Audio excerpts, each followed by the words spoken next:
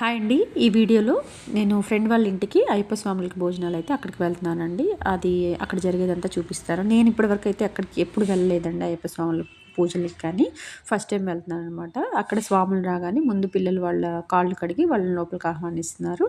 ఆ తర్వాత మనం చేసిన పదార్థాలు ఏవైతే ఉన్నాయో అవి మొత్తం వడ్డించిన తర్వాత అన్ని ఐటమ్స్ వడ్డించామండి. వడ్డించిన తర్వాత వాళ్ళు ఈ విధంగా ఆచమనం చేసుకొని అప్పుడు భోజనాలు ప్రారంభిస్తారండి.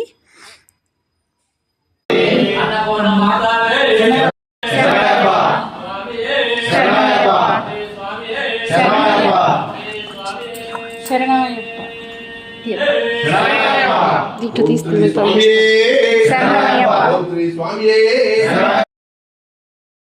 స్వాములందరికీ భోజనాలు చేసిన తర్వాత అండి మా ఫ్రెండ్ వాళ్ళ హస్బెండ్ స్వామి కూడా ఇద్దరు కలిసి స్వాములకి ఈ విధంగా చేతులు కడుగుతున్నారండి. అది వాళ్ళ మొక్కుబడి ఉందంట, అందుకని ఆ విధంగా చేశారనమాట.